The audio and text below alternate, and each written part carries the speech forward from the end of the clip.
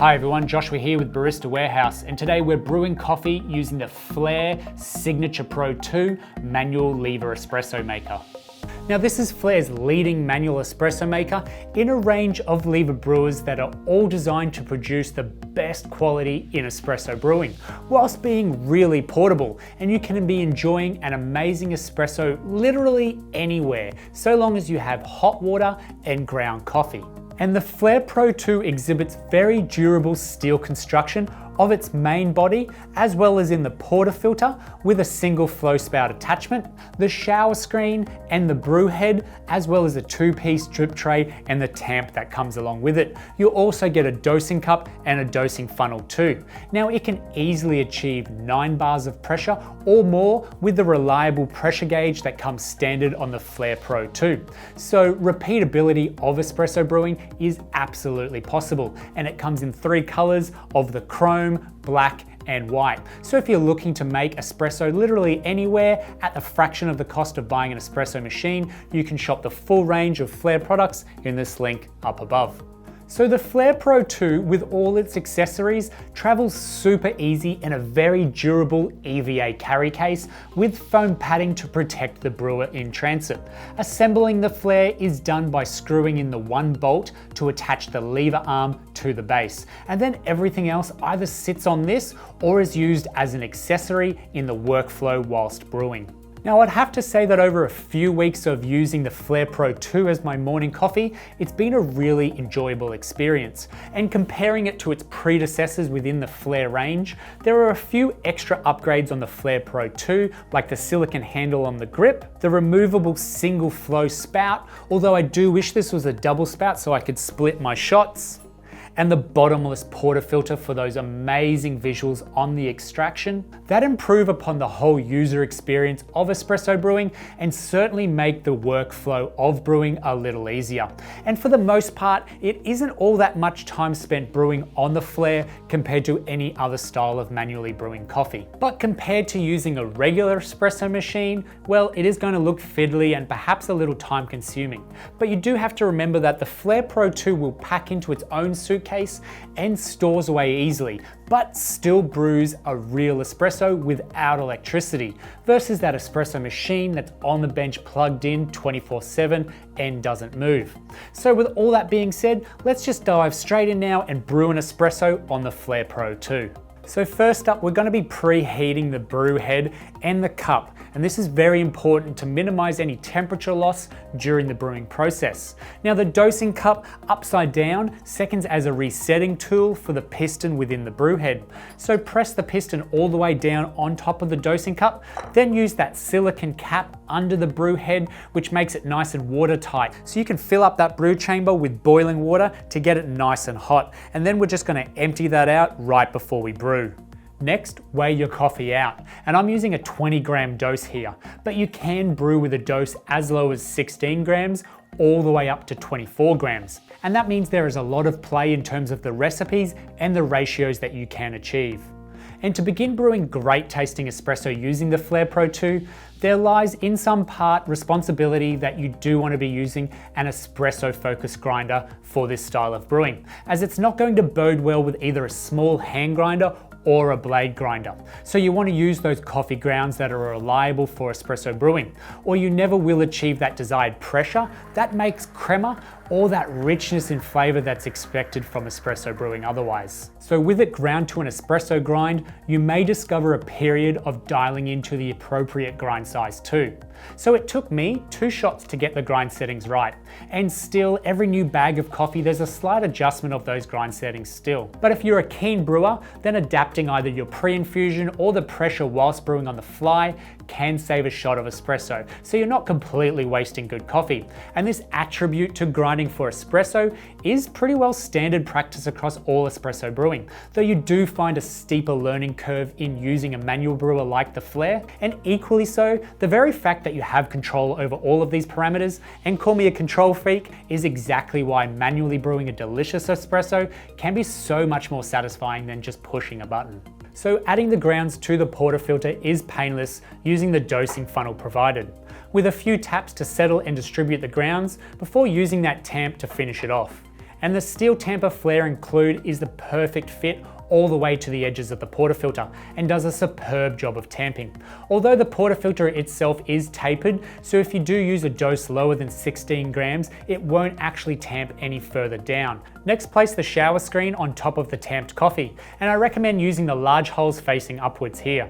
Once that's done, empty out the water from your brew head carefully and attach it to the portafilter.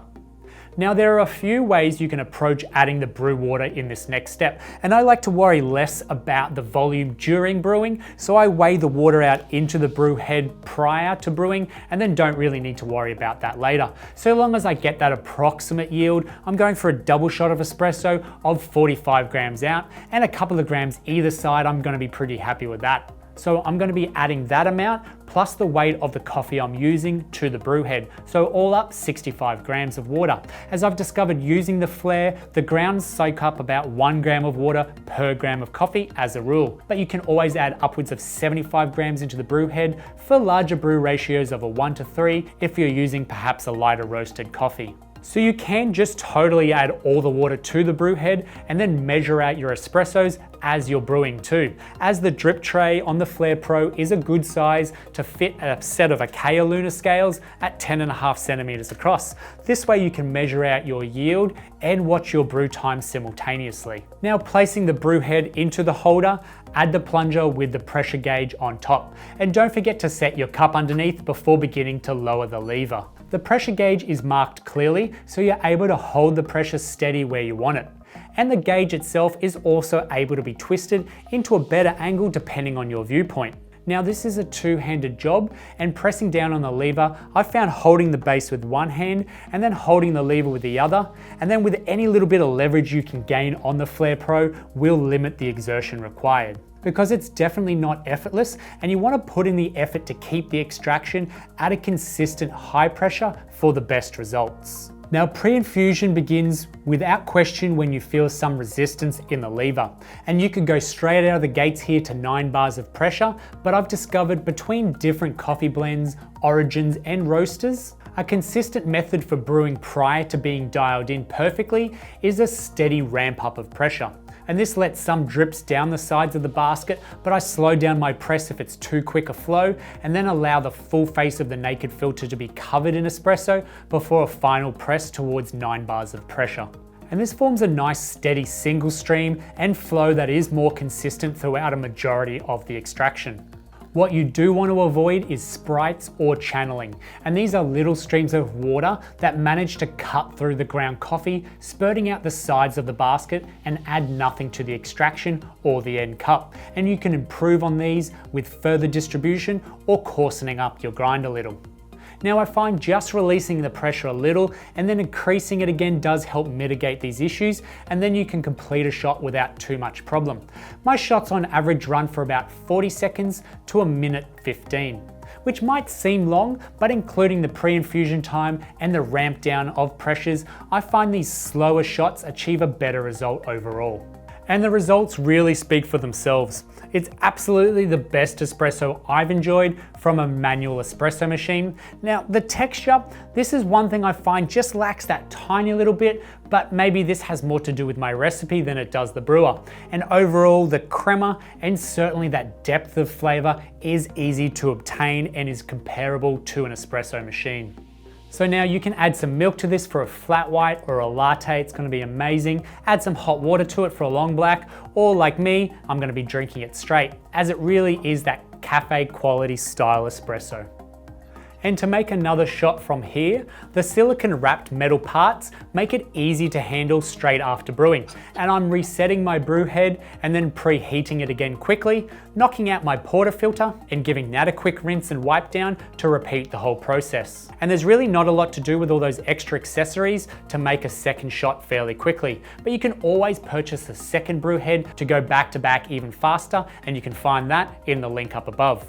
Now I love the low maintenance of the Flair Pro 2, as your cleaning routine between shots pretty well makes up the maintenance of the Flair altogether. There's nothing really more to do but keep everything nice and clean and dry. You may need to replace some seals over time, but even with daily use, they're likely to last a very long time. and that's the Flair Pro 2 manual espresso maker for you. It's really well designed to be durable for that ideal portable brewing device, and it's going to be making espressos as good as any machine, with the freedom to play around with those extraction parameters like temperature, pressure, and your dose quite easily to get the best from your coffee. And finally, considering the price difference of the Flair versus any other manual brewer, well, it's going to be expensive, but compare it to a relative product that makes similar quality espressos and you're going to be paying 2 or 3 times as much, and herein lies the value of the Flair Pro 2. So if you have any questions on this product, then throw them in the comments section down below and we'll get straight back to you. Don't forget to hit that little bell icon on your screen, and then that way you stay notified when we bring out new videos just like this every week. If you've enjoyed this video, hit your thumbs up. That's really good. Thanks for watching. We'll see you next time.